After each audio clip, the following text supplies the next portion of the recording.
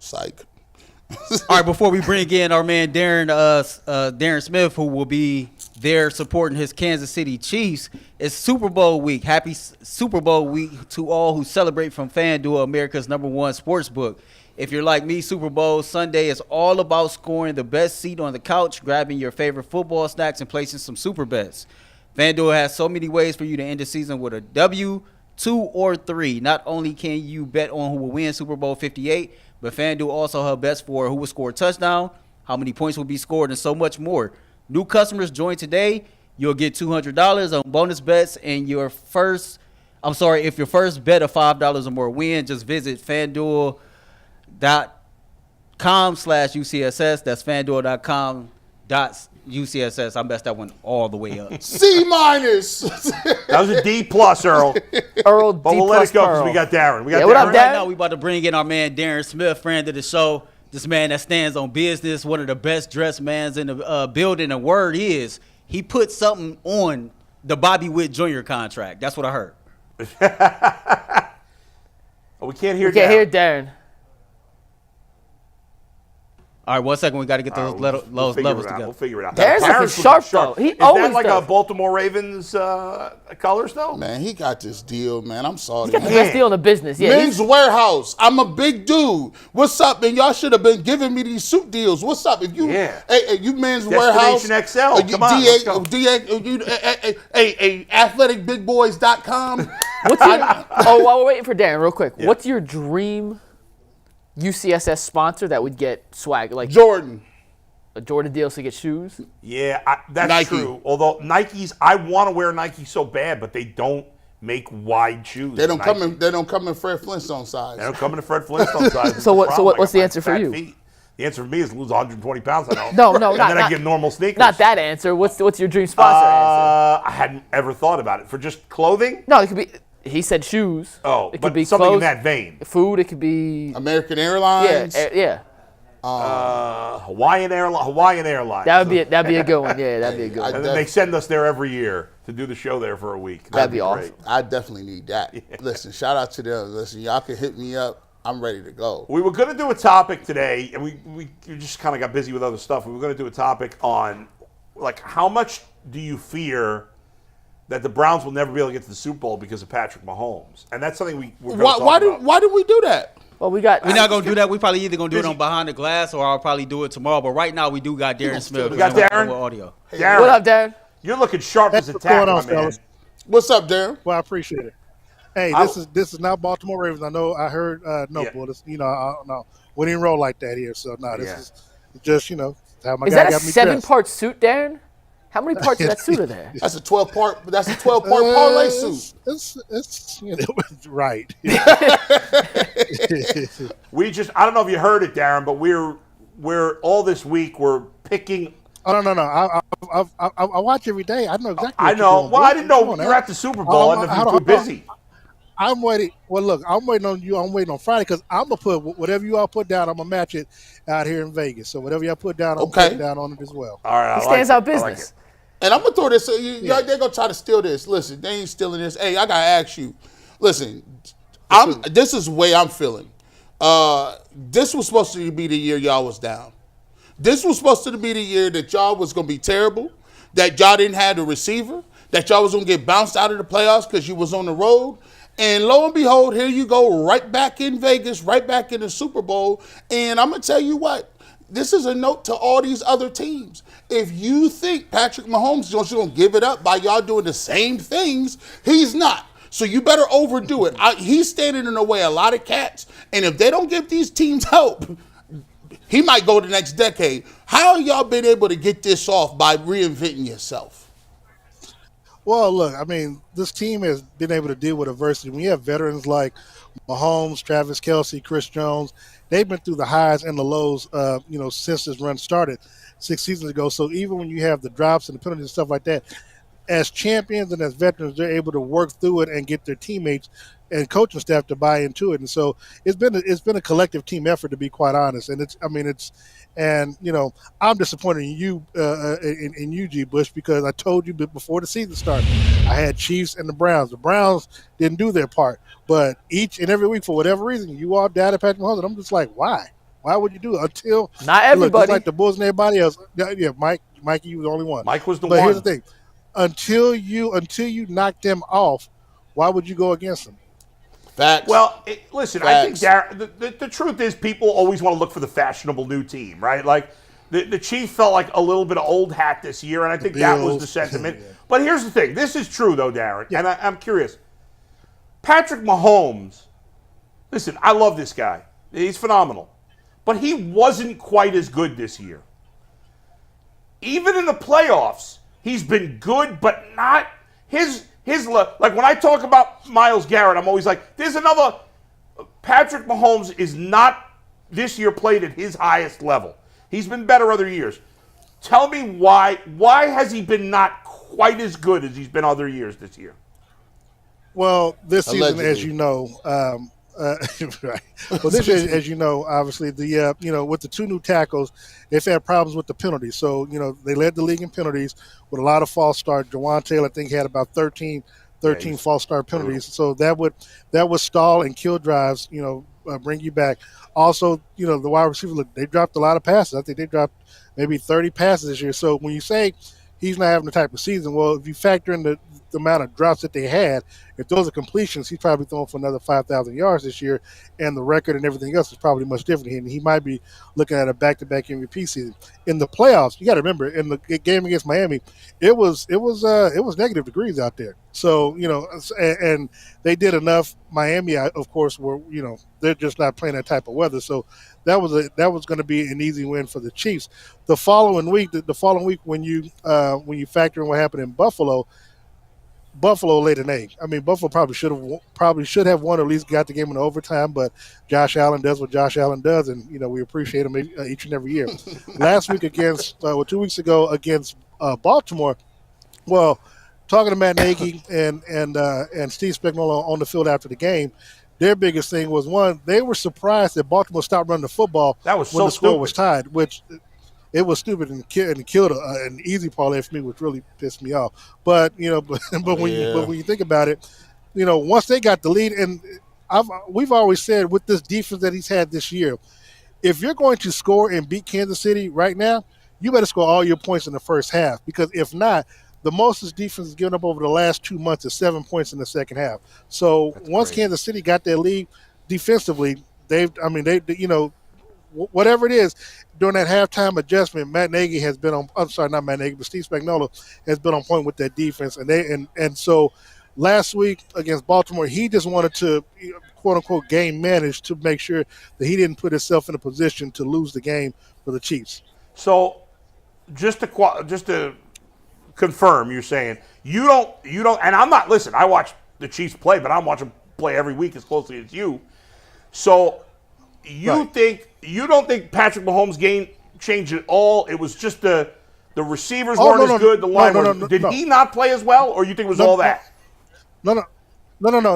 So during the season, yes, there were tons of Mahomes mistakes where I felt he kind of regressed some. But again, when you look at the receivers dropping the passes, I mean, again, you had a lot of drive killing plays, penalties, and stuff like that will stall the drive and put you in positions where instead of it being 3rd and 1 or whatever, now you find yourself at 3rd and 16, and then he's trying to go for a home run, and now you got a punt or it's an interception. So no, I'm not saying Patrick was playing at an MVP season, but the drops, but it was a combination of the drops, the quarterback play, as well as the penalties that you would see or you would think was a down season for Mahomes. Now in the playoffs, Mahomes came to an understanding with himself, whatever it takes to win. If it means I got to throw for 300 yards, I'll do it. If it means I got a game managed as long as we can advance, and that's what I'll do as well.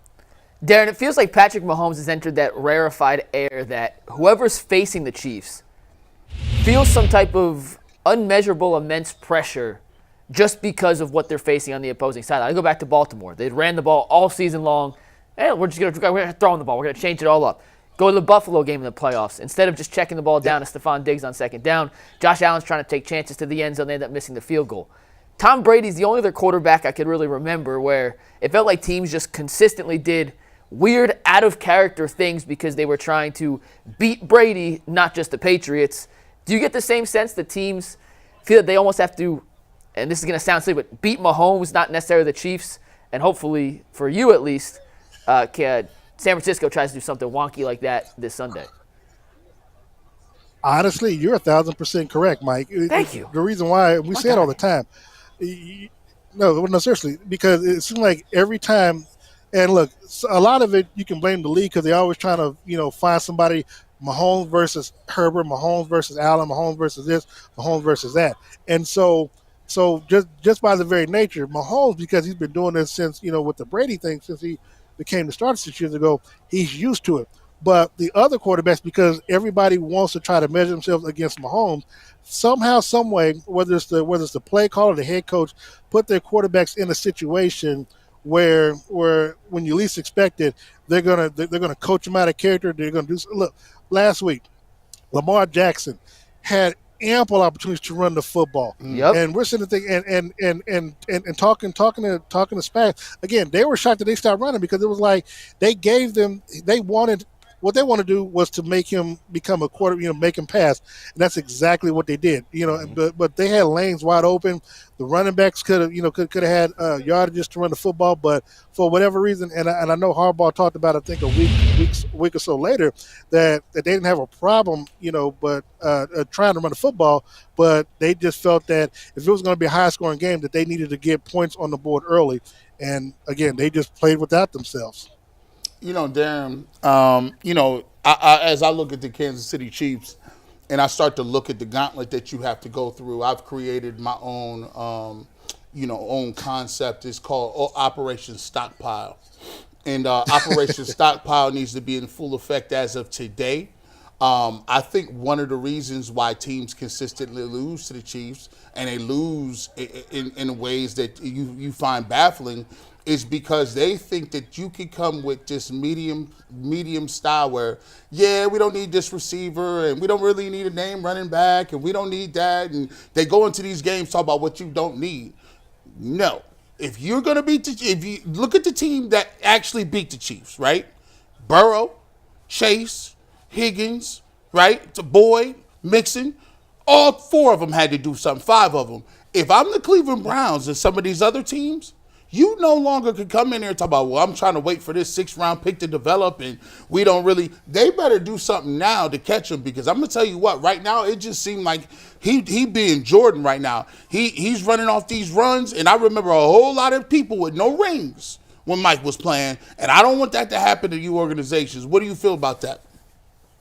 I'll be honest, again, out of all the teams that was in the AFC, Cleveland was the one team that I didn't want the team to face. But also, there were some players that was hoping that they would play Cleveland because they wanted to match themselves up against a Myles Garrett, who's probably going to be the defensive player of the year. They wanted Juan Thornhill, saying to come back to Kansas City, but they remember that preseason game where, look, y'all kind of embarrassed, the starting left and right tackles in their preseason game. So there was a little get back that they wanted to have, and the fact that you all were number one most of the season, I guess Baltimore might end up as the top seed at the end, but they were really wanting to measure themselves up against what you all were doing, up against Jim Schwartz's defense, because most of the season, you all were number one, and that's what they were looking forward to. And again, they knew what they felt like they could do to Lamar Jackson, to force him to throw the ball versus run the football. They didn't really know what you was going to get with Flacco. Now, granted, they could get after him, but the fact that Flacco being 6'6" and could throw the ball pretty quickly, I still think Kansas City still would have won, but it would have made for a much tighter game because of your running game along with your passing game, and Kevin Stefanski, who to me has grown better as a play caller, and it could just be because he had Flacco, versus all the other quarterbacks who, went down with injuries this season. Darren, my man, the one thing I've learned about you since our relationship have grown is you stand on business. Now, by now, everybody has seen the question that you challenged Roger Goodell with. What I want to know, what was the temperature in the room when the cameras was off? Like, after the question was asked and after everything settled down, what was the atmosphere like? Speak to that a little bit. Well, went up to shake Goodell's hand, thank him for coming to, allowing us to come to to the press conference, but I said, well, if you want to get together about those numbers, and he pointed to some lady off in the distance, whatever, she can provide the data. Well, I wouldn't even have asked a question if I didn't already know the data, because I contacted the NFL Network that morning and got all the numbers. So so when I asked the question, I already knew the answer, and it was some reporters, black, white, and they were like, "Oh, thank you so much for asking the question." And I was like, "Well, you could have asked the question yourself," but it is what it is.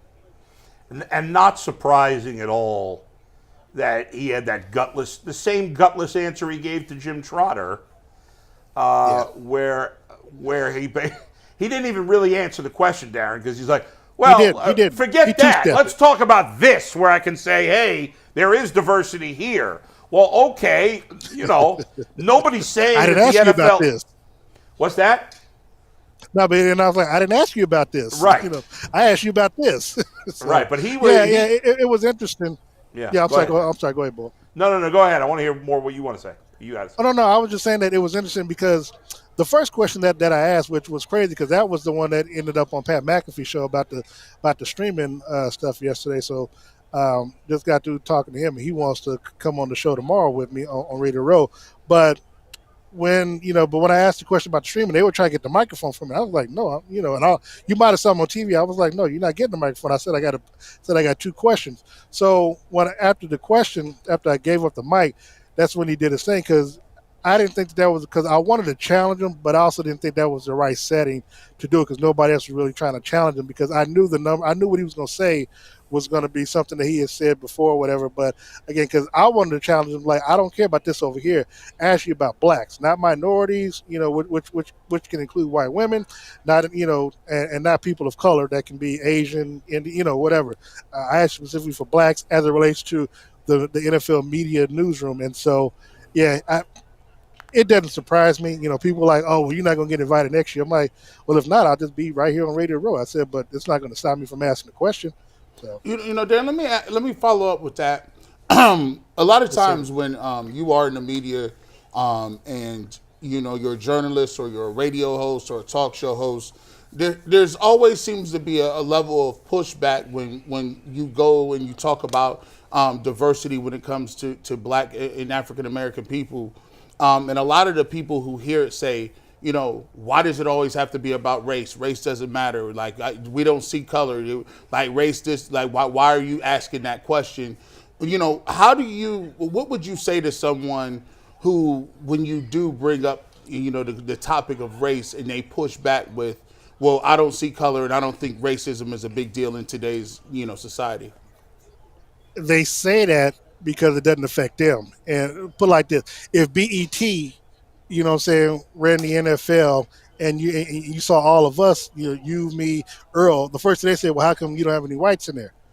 How many whites are you going to have? Are you going to have a quota? So when people try to do a little pushback, I asked them, look, we're not even asking for 50% or 60%, which is the number of players that play in the league. We're just asking for one. Let's start with one person first, and then we'll go from there. Let's get one person for the door. And so when they say, well, maybe they're not qualified, well, my pushback was, what makes you think these people are qualified? A lot of them could have legacy. A lot of them could, who's I cover the Chiefs. Okay. There are interns, okay, that are interns with the Chiefs because some people who are friends with either Andy Reid or Clark Hunt. My daughter, who was at Vanderbilt at one time, wanted to do an internship with the Chiefs. They wouldn't allow her to do it. She went, now mind you, she's an All-American at Vanderbilt, honor roll. They wouldn't let her do it, so she had to do an internship with the MLS. So, I felt a little kind of, a little certain kind of way, because the people who they were allowed to be an intern were friends of Clark Hunt or and stuff like that. So trust me, it's everywhere. It seeps everywhere. And for people to say, maybe they're not qualified. No, I would turn the tables around. Maybe the people who are there aren't qualified. And look, and that can go a lot of different ways, because when I look at some of these NFL hirings and stuff like that, Dan Quinn getting the head coaching job with the Washington Commanders, like, the man gave up 48 points in a playoff loss, but you think he's better than Ron Rivera, who you just got rid of, and better than Eric Bieniemy. Okay. So, hey, I got a lot of pushback. I can push back a lot when it comes to this stuff. Let's keep it real. First of all, anybody that says, I don't see race, they're usually racist, the people that say that. That's ridiculous. We all understand that everybody looks different. It's embracing the differences and getting to know people for their differences and similarities, because in the end, down deep, we have more similarities, all of us, different races, religions, all these things, then we have differences. But getting to know the differences, that would make the difference. And it's I do also hate when people say, as you guys brought up, well, maybe they're not qualified. Okay, it is unreasonable for me to believe that there's not a single black person that is qualified for this job. So that's impossible to be believed. We all get it. In a perfect world, everybody at every job would be hired strictly on merit. The best person for the job gets the job. But we understand that doesn't happen. That's just the reality of the situation. So it's ridiculous to be disingenuous about that. Go ahead, Dan. No, I was going to say if people want it perfect, they should be upset at Eve eating an apple off the Garden of Eden. Because once that happened, then that was it. So that was way back when the time of man had just started. I will say this, man. To me, I don't care if look. Be proud of who you are, where you come from. I am unapologetically black. I love black people. I love my people. I love all people. My brother-in-law is down there. He's white. He's somewhere around here on Radio Row, probably taking pictures or something. But but that's my brother. I love him to death. But look, and if a race riot comes, he knows what side to be on because he's got to protect my sister. So he's on my side. But I say that jokingly. To say that it is okay. It's okay if you're white to believe in what you believe in. But just stand on it. Don't be. Look, when people try to call me being racist, I'm like, oh, you can't be racist if you're black. Now, but I say, look, I just happen to have pride in my people where I come from, and I know that there is discrimination. We face it every day. I mean, look, the hardest job in America is being a black man in America. So, but I don't lean on it. I don't use it as a crutch. Look, I love what I do. I'm blessed with what I do. I don't complain. I would literally do this for free, and at times that's exactly how I feel like I'm doing. But I wouldn't trade what I'm doing for anything else in the world right now. And I know we trade for a spot on Radio Row right now, too. Darren, how do you see the game on Sunday playing out? The 49ers are favorites. I know you're not betting against Mahomes, so how do you see Super Bowl 58 unfolding come Sunday?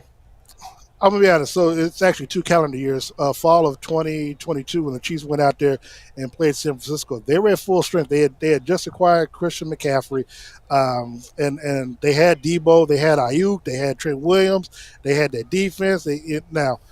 And the Chiefs went there and beat them 44-23.